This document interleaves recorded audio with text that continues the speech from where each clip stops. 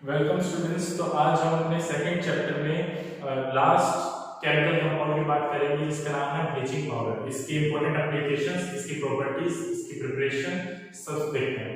Let's start with bleaching powder. बेटा bleaching powder का chemical formula होता है CaOCl2 और इसका केमिकल नेम कैसे देंगे हम? इसका केमिकल नेम होता है calcium oxychloride. I repeat, calcium oxychloride. तो ये इसका क्या हो गया? केमिकल नेम हो गया। चलिए अब इसकी मेथड ऑफ प्रिपरेशन और देखते हैं। Method of preparation of bleaching powder. तो बेसिकली बेटा ब्लीचिंग पाउडर जो होता है वो बनाया जाता है स्लेक्ट लाइम से, स्पेसिफिकली ड्राई स्लेक्ट लाइम।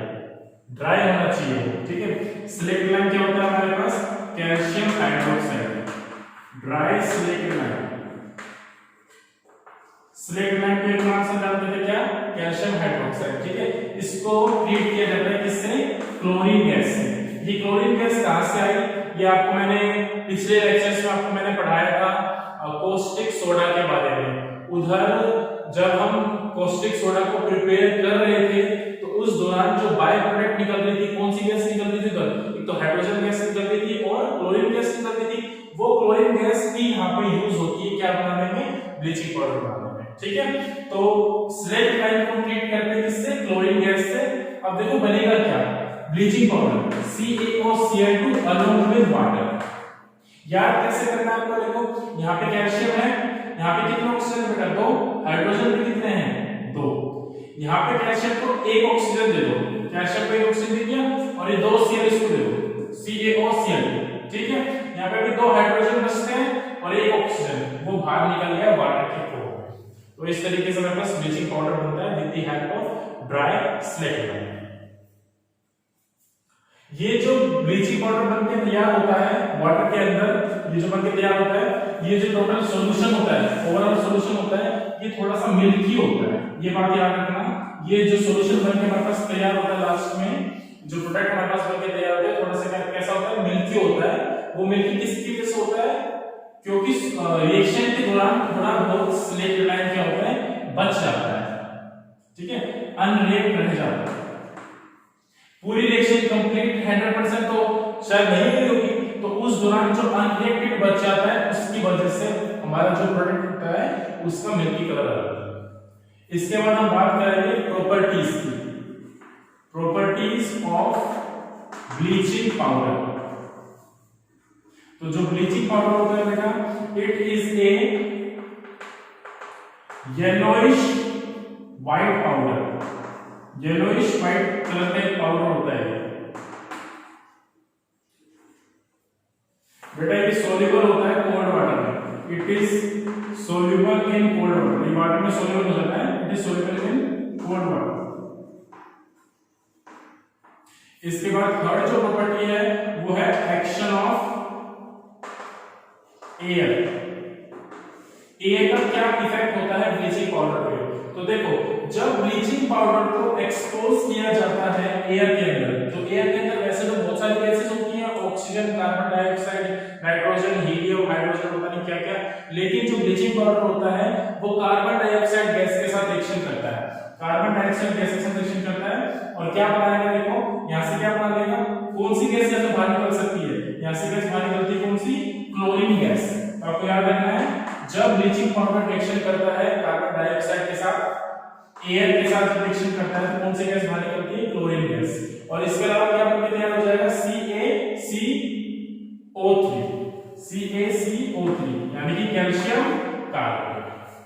ये जो रिएक्शन है ये कई बार डिपेंडेंट पूछ ली जाती है, तो इसको आप याद रखिए प्रॉपर्ली। इसके बाद जो अगली इसकी प्रॉपर्टीज है वो देखते हैं।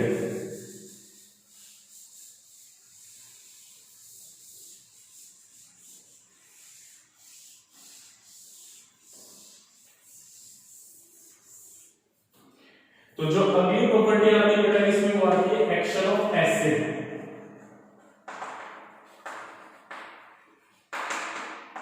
कि भाई एसिड का क्या एक्शन होता है ब्लीचिंग पाउडर पे। ये सबसे इंपॉर्टेंट प्रॉपर्टी जिसको आपको देखना है, क्योंकि इसका इंडस्ट्रियल यूज भी बहुत ज्यादा है। तो जब कभी भी हम ब्लीचिंग पाउडर को एसिड से ट्रीट करेंगे तो बेटा हमारे पास सॉल्ट बनेगा, प्लस में क्या बनेगा, हमारे पास वाटर बनेगा और एक गैस निकलेगी। वो कौन सी स्पेसिफिकली याद रखनी है आपको, क्लोरीन गैस निकलेगी। ठीक है, देखिए रिएक्शन कैसे होगी। रिएक्शन ब्लीचिंग पाउडर क्या होता है, CaOCl2, कोई भी एसिड का नाम बोलो, जैसे कि HCl, ठीक है, H2SO4 भी ले सकते हो आप, कोई दिक्कत नहीं है। तो जैसे मैं अगर ब्लीचिंग पाउडर को एसिड से रिएक्शन करा रहा हूं तो क्या बनेगा, सॉल्ट बनेगा। देखो कैसे बना, कैल्शियम और क्लोरीन ये आपस में क्या बना लेंगे, calcium chloride salt, calcium chloride salt बन जाएगा। इसके साथ क्या बनेगा, हाइड्रोजन और ऑक्सीजन, हाइड्रोजन और ऑक्सीजन मिलकर क्या बना लेंगे, वाटर बना सकते हैं, बिल्कुल बनाएंगे। इसके अलावा यहां से कौन सी गैस बाहर निकल जाएगी, Cl2 गैस, क्लोरीन गैस बाहर। ठीक है, चलो ऐसे ही अगर मैं ब्लीचिंग पाउडर को ट्रीट कर रहा हूं दूसरे एसिड से, H2SO4 सल्फ्यूरिक एसिड से ट्रीट कर रहा हूं, तो यहां पे भी सेम रिएक्शन होगी, यहां पे भी salt plus water plus chlorine gas बनेगी। तो क्लोरीन गैस यहां से निकल जाएगी ये बाहर। सॉल्ट क्या बनेगा, देखो कैल्शियम और SO4, कैल्शियम की वैलेंसी भी 2 होती है बेटा, और SO4 की वैलेंसी कितनी होती है, 2, 2 से 2 कैल्शियम, क्या बन गया CaSO4, सॉल्ट क्या बन गया बेटा CaSO4। ठीक है, और हाइड्रोजन और ऑक्सीजन मिलकर क्या बना लेंगे, फिर से वही वाटर। तो आपको जो रिएक्शन है इसमें 2 बात याद रखनी है, क्या कि जब ब्लीचिंग पाउडर को ट्रीट करते हैं एसिड के साथ तो सॉल्ट बनता है, वाटर बनता है, उसके साथ एक इंपॉर्टेंट गैस रिलीज होती है Cl2, क्लोरीन गैस। ये जो Cl2 गैस होती है बेटा, यही गैस इंडस्ट्रीज में ब्लीचिंग में काम आती है। या ध्यान से सुनना, ब्लीचिंग में कौन सी गैस काम आती है, ये क्लोरीन गैस। ब्लीचिंग का मतलब क्या होता है, जैसे कि कोई भी चीज हो उसके कलर को फेड करना, कोई भी चीज जिसका कलर डार्क हो, इंटेंस हो, उसके कलर को क्या करना, फेड अप करना। जैसे कि नॉर्मली ब्लीचिंग किस चीज की होती है, क्लोथ्स की ब्लीचिंग पॉसिबल होती है, ठीक है, हेयर्स की ब्लीचिंग होती है और पेपर्स की ब्लीचिंग होती है। तो ब्लीचिंग का बेसिक मीनिंग क्या होता है, किसी भी चीज के कलर को या तो व्हाइट कर देना या फेड अप कर देना। तो ब्लीचिंग में मेन इंपॉर्टेंट गैस कौन सी है, Cl2 गैस इंपॉर्टेंट है। यही गैस किसी भी चीज की, फाइबर की या किसी भी चीज की क्या करती है, ब्लीचिंग करती है, उनके कलर को क्या करती है, फेड अप करती है। तो ये रिएक्शन याद रखनी है आपको। चलो ये यहाँ पे खत्म हुआ। एक बात और, ये जो क्लोरीन गैस रिलीज हो रही है इसी को बोलते हैं अवेलेबल क्लोरीन।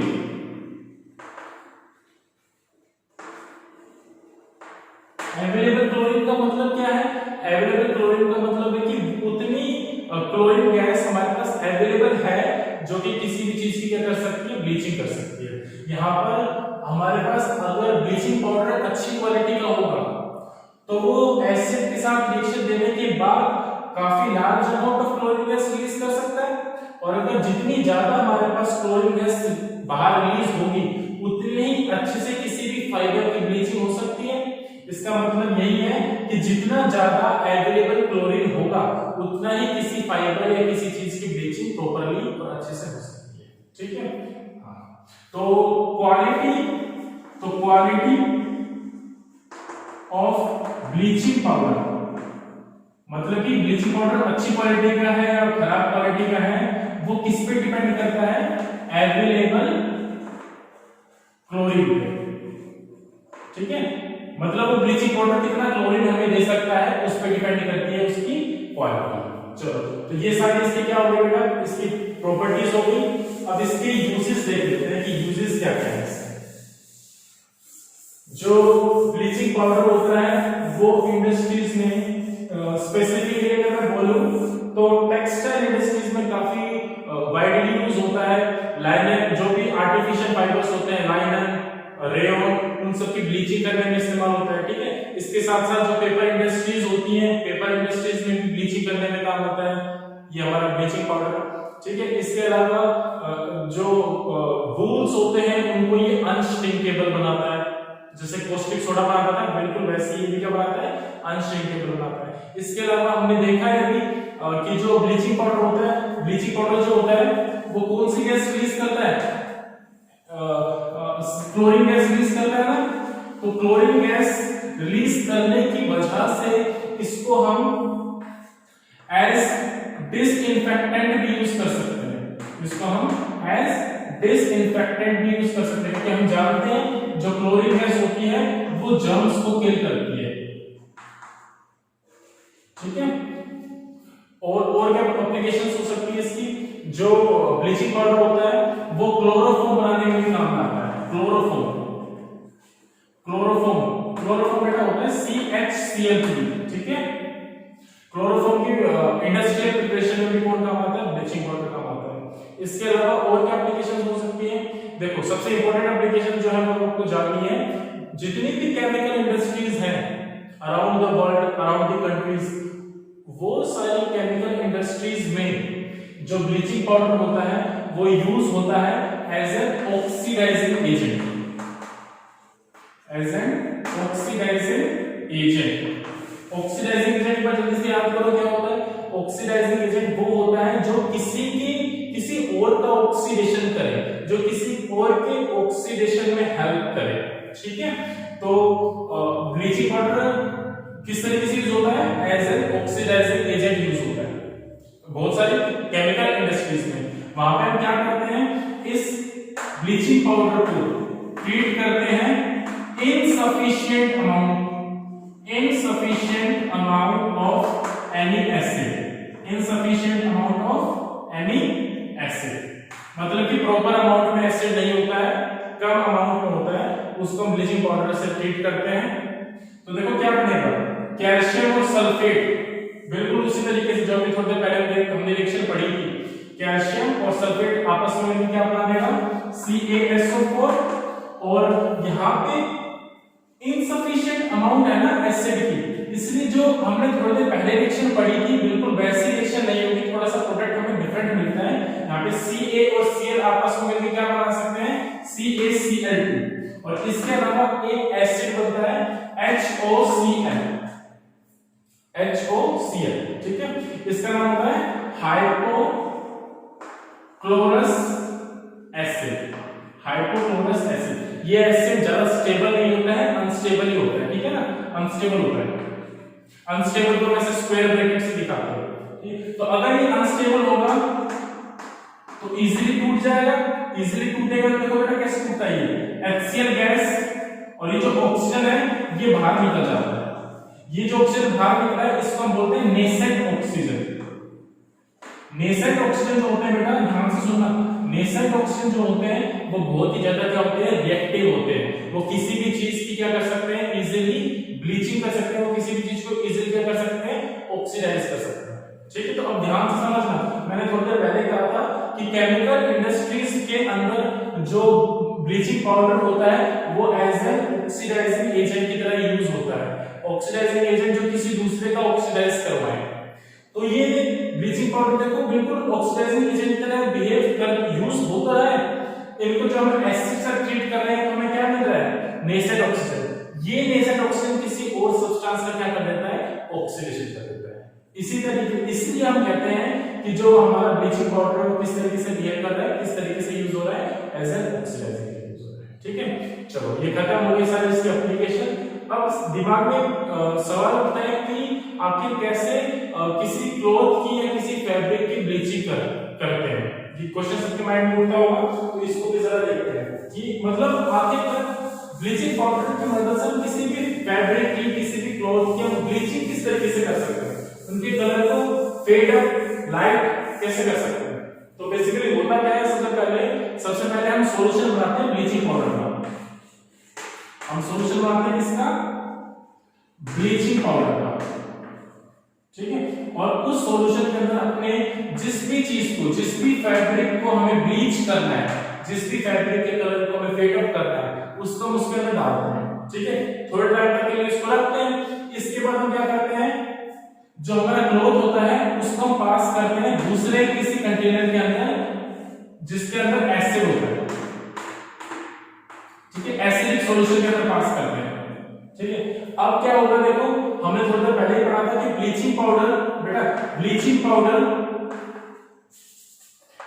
पाउडर जब एसिड के साथ रिएक्शन करता है तो क्या बनाता था, सोडा बनता था प्लस वाटर प्लस कौन सी गैस, CO2 गैस। तो जैसे ही फैब्रिक जिस पे ब्लीचिंग पाउडर लगा होगा वो जैसे ही इस वाले कंटेनर के अंदर आएगा ऐसे से तुरंत रिएक्ट करेगा और कौन सी गैस रिलीज करेगा, CO2 गैस रिलीज करेगा। वो CO2 गैस किस चीज में यूज हो जाएगी, किस काम में यूज हो जाएगी, उन फैब्रिक की ब्लीचिंग करवाने में, उन फैब्रिक के कलर को क्या करेगी, वो फेड अप करने में इस्तेमाल हो जाएगी, ठीक है। तो इस तरीके से फिर हम दूसरे कंटेनर के अंदर, दूसरे चैम्बर के अंदर अपने क्लोथ्स को निकाल लेते हैं और उधर हम अपने क्लोथ्स को वॉश कर लेते हैं वाटर के साथ और उसके बाद उसको हम क्या कर लेते हैं, क्लॉथ को या फैब्रिक को क्या कर लेते हैं, ड्राई कर लेते हैं।